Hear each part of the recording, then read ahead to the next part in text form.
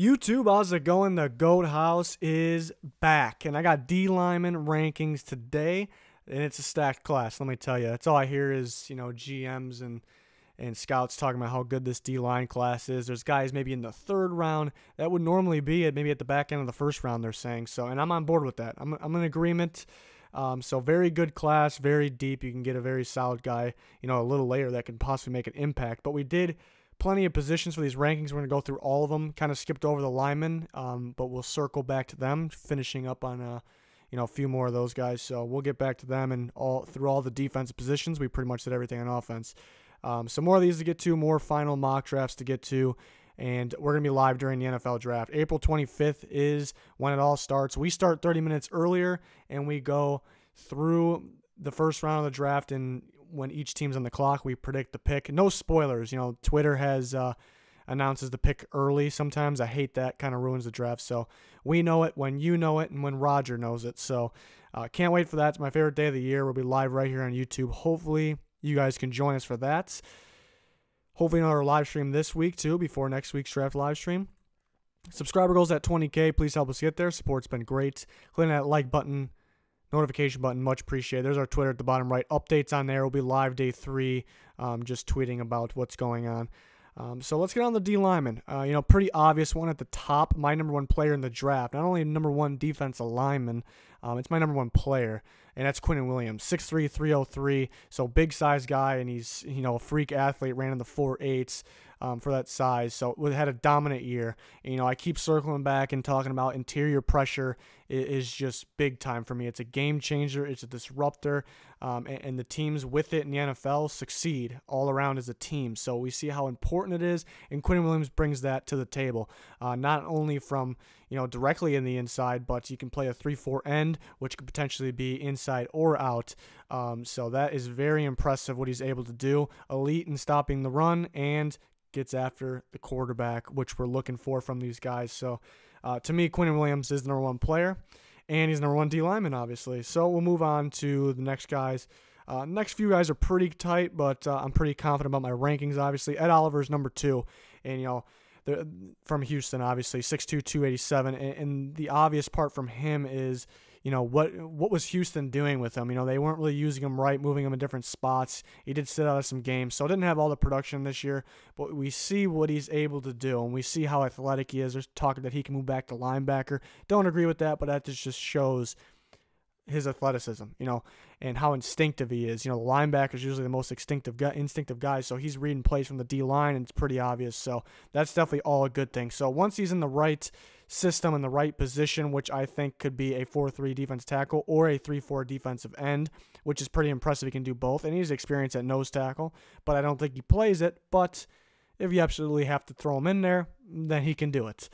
So I think he's easily a top 10 player. I think he's got a ton of upside, but he does have a little bit of risk because he didn't play against the best competition. He wasn't really using the spies he used in the NFL, so that does come with some risk. It comes with upside, but risk. So a boom and bust prospect, but I don't really, view him as risky as some of the other boom or bust prospects maybe in this draft, but I'm thinking the past years. So I do really like Ed Oliver, and it's going to be interesting to see where he goes, though, because some teams might get scared because they don't know where to put him. Can he play their position?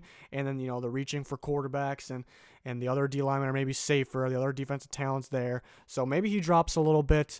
It's going to be very interesting to see where he lands. It's one of the intriguing ones. Moving on to number 3, it's Christian Wilkins from Clemson, a dominant player in both stopping the run and getting after the quarterback. Brings us back to talking about interior pressure. It's loaded in this class, and it's very important in today's NFL. There's some guys that do it at an elite, top-notch level, thinking of the Aaron Donalds, the Fletcher Cox, and Akeem Hicks, guys like that. But there's really not too many after that. So more of these guys are needed, and it's a game changer. Christian Wilkins, 6'3", 315 from Clemson, was dominant every single time he was on the field at Clemson. Big reason why they won the national championship. Why is he 3 and not 2? It's very, very, very close. I think more upside for Oliver, but more risk. But Wilkins is also 24 years old. That's not old, but compared to the rest of the prospects, a little bit. Just when he's coming off of his rookie contract, he's going to be up there in the high 20s, maybe around 28. So, that's It's not great. It's not terrible. If he can play, he can play. But I guess since it's so tight, that's really the difference between Oliver and Christian Wilkins. But just like Oliver, he can move around the defensive line too. I really do like him at 4-3 D tackle, though. I think that's where he fits best. You know, just like Oliver, possibly can play the 3-4 end, or he can play the nose tackle. I think he's more likely to play nose than 3-4 end. But I really like him at 4-3 D tackle. He can play traditional. He can play 3 technique there. So, good player. Obviously, a first-round grade on him. And I think he should go top 15. He should be gone. You know, I'd be surprised. He won't get by the Titans, I'll tell you that. If the Titans are, what is that, pick 19? I don't think he gets by that pick. So, moving on to number 4, his teammate, Dexter Lawrence from Clemson. A guy that's just...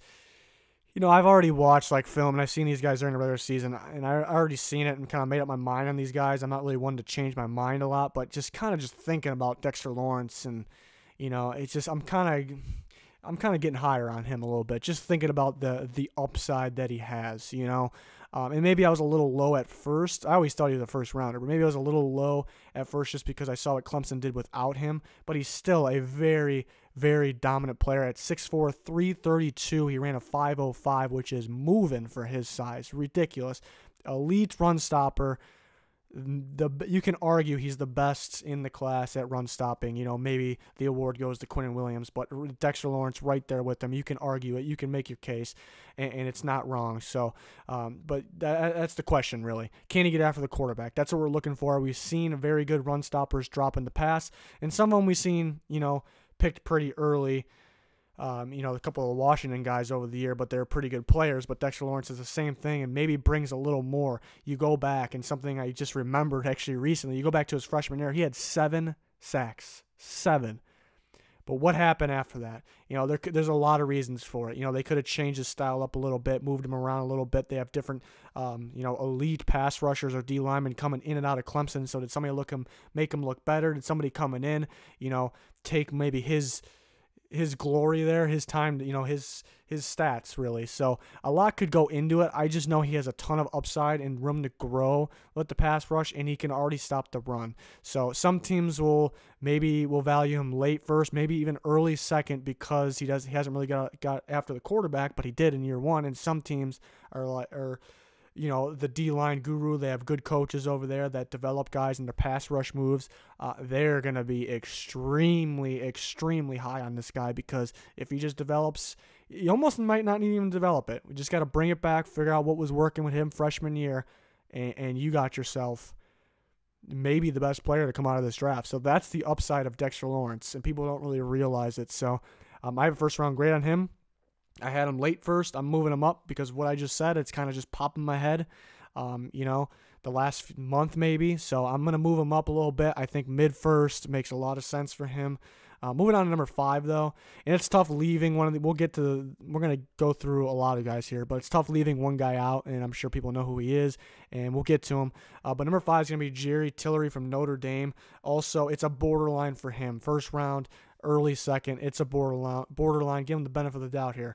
Give him the first round. I think teams are going to be split on him. I guess like Dexter Lawrence. He's nowhere near similar to Dexter Lawrence, but teams will be split.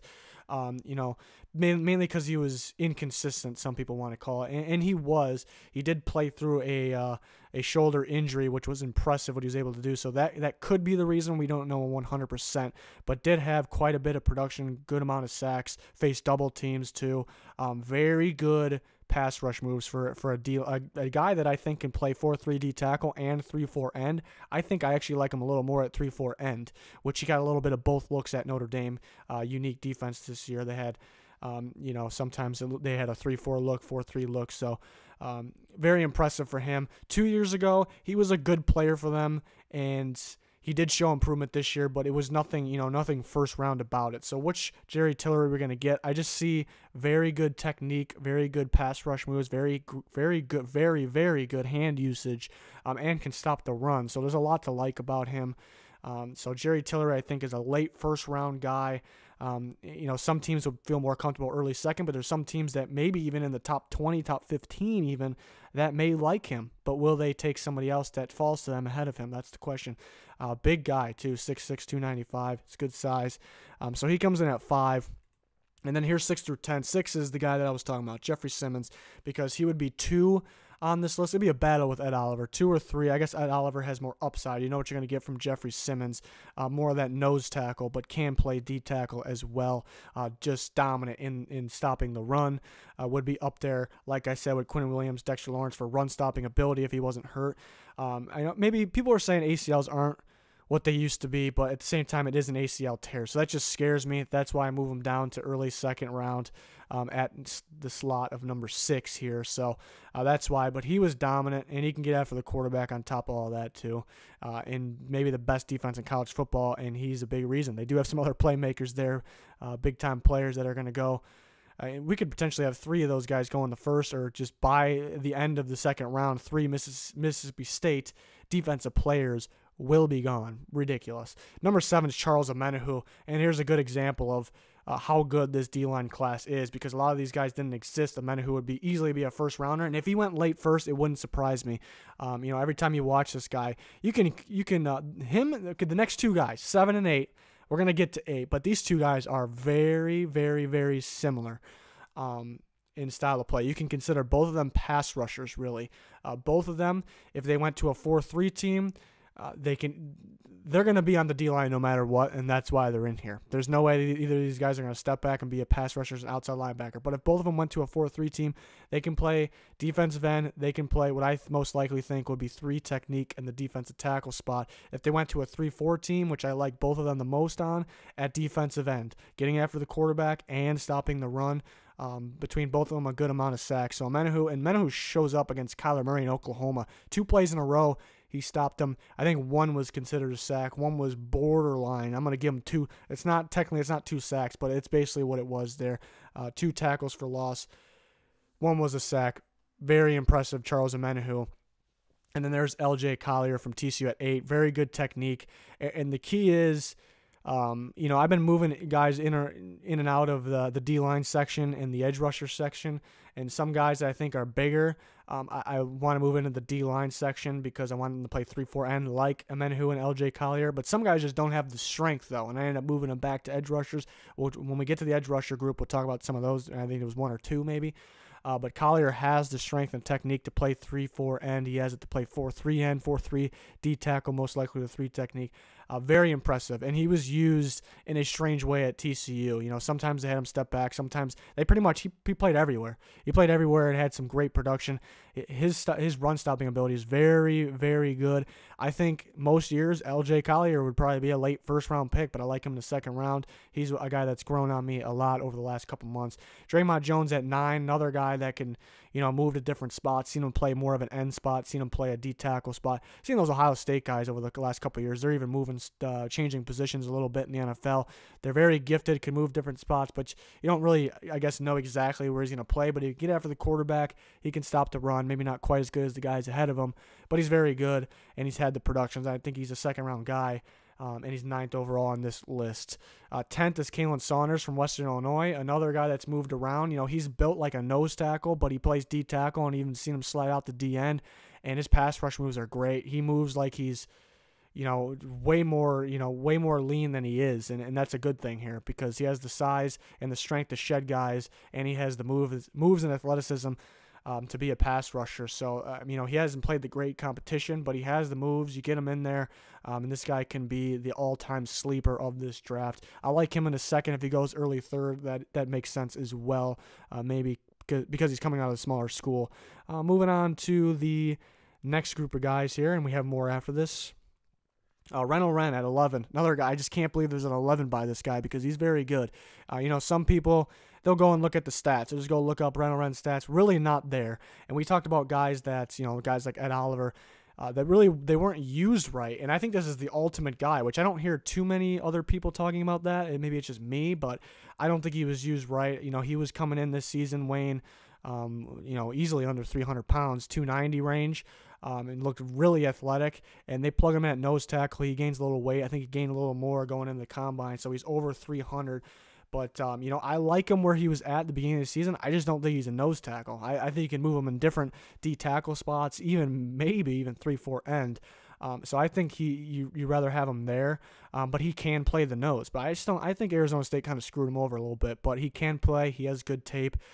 Doesn't like get the sacks or the solo tackles, but he's bringing pressure and he's getting the assists. He's there to make the play. So we see he has a ton of upside. I'm curious to see what weight he's going to be at going into a team, what they want to keep him at, and what position they want to play him. So I guess a little bit of risk there, but I think a ton of upside. So he's really grown on me. Very good player. 12 is Gerald Willis, who I like mainly at the 4-3 on a 4-3 defense at D tackle from Miami. So he needs to stay a little more consistent. He'll be wowing you in multiple games straight, and then he'll kind of disappear in some games, but he can play at a high level. Again, I think 4-3 teams will be looking at him. Tristan Hill from Central Florida, another guy that was used as a nose tackle at Central Florida, and I just prefer him as a defensive tackle, and I think he has more upside playing in the right positions. Some of these guys, I guess you can't necessarily say we know for sure they're going to be good if they play this position because they didn't really play it. So I think the team's kind of screwed them a little bit, but you can see the upside. Then Dalen Max at 14. I like him at D tackle too. Could possibly slide in the nose. He has some size to him, but I do like him at D tackle because usually your nose tackle is just used for the run game. Dalen Mack can get after the quarterback as well. And then 15 is Isaiah Buggs, a guy that has some good production this last year, not too much the year before, from Alabama. But if you look at it, it's, he has some upside here and he has good production. But if you look at it, I think most of his sacks really came from guys like Quinnen Williams. They were late sacks, quarterback kind of stepping up into Buggs, or it was just, a coverage sack. So I don't want to, not give him the credit for that, but there was a lot of times where it's just an Alabama team sack is really what it is, or the quarterback trying to evade the other Alabama guys, and he got him. But he did get a couple sacks on his own too that were impressive. He is, he doesn't have the longest arms, and that kind of shows up. Sometimes he'll get sucked in inside, or he'll get just pushed out outside. So I think he can be a 3-4 end, most likely a 4-3 D tackle. But yeah, the production, looking at the production, looks like he'd be higher in this, but I think there's a reason for the production. And the rest of my rankings, which I'll leave in the link in the description, always leave things open that they could be changed, but we're so close to the draft, most likely not. So we've seen through Isaiah Buggs, and here's the rest. Daniel Weiss at 16. A lot of production from him. Was very disappointed at the combine. Wish there was more athleticism there, but very good production. Really was... just stood out as Kansas' best player. Greg Gaines at 17. Had Greg Gaines higher in this at one point because he's very dominant, but just really doesn't bring too much to pass rush, really, the passing game. So mainly just going to be in rundowns, which he's very dominant on. So I guess a poor man's of the Vita Vea, those Danny Sheltons. So poor man's version of that, but very good player. I think he'll be in the mid-rounds. Kingsley Kiki, some view as an edge rusher. I just like strictly at 3-4 defensive end. So I think he's going to be on the D-line no matter what. He's not going to step back, play outside linebacker. I think even if he went to a 4-3 team, I think they would try to move him in at D tackle. But I view him as a 3-4 end, and he has a bunch of upside there because he's more used to the 4-3 end spot. So he can be a pass rush guy for those 3-4 teams. Armon Watts, guy from Arkansas that has a bunch of production too. So another very good number. At number 19, you got a guy with a bunch of production. Michael Dogby, I really like at 3-4 end. Another one of those guys. I think he has a ton of upside there. If he went to a 4-3 team, once again, I think could slide in at 4-3 D tackle, but I really like him at 3-4 end. Albert Huggins, I like as a nose tackle. Could be a D tackle too, as a Clemson backup, kind of filled in for Dexter Lawrence. When he was out, and they were just, it still felt like they were the same. He's not Dexter Lawrence, doesn't have a bunch of play time, but he's a Clemson D lineman. These guys have a bunch of upside with more time that will tell if he's good. Kevin Givens from Penn State. I think we're starting to get to a gap. But Kevin Givens from Penn State, Dontavius Russell, Auburn. That whole Auburn defense line is really good, so maybe he just didn't stand out because of that, so maybe some more upside from him. We got Terry Beckner Jr., Chris Slayton, Cortez Broughton had quite a bit of production. C.C. Jefferson, as you can see, they list as edge. Another guy I just really prefer as a 3-4 end. He's not going to step back. He's going to play D-line. DeMarcus Christmas, I like at nose tackle. Not a whole bunch of production on him. Sometimes he'll get stuck on the inside. Sometimes you have a pretty good swim move for a big guy coming on the inside. So very inconsistent, has his ups and downs. And then there's the rest of the group there. So you can check this out, link in the description. Again, we're going to go through all the position groups. Already did a bunch. You're going to circle back to the linemen. We got a few more final mock drafts, a couple live streams to come out before the live stream of the NFL draft. So hopefully you can join us for any of that. But that's going to do it for this one. Thanks for everyone's support. Goodbye.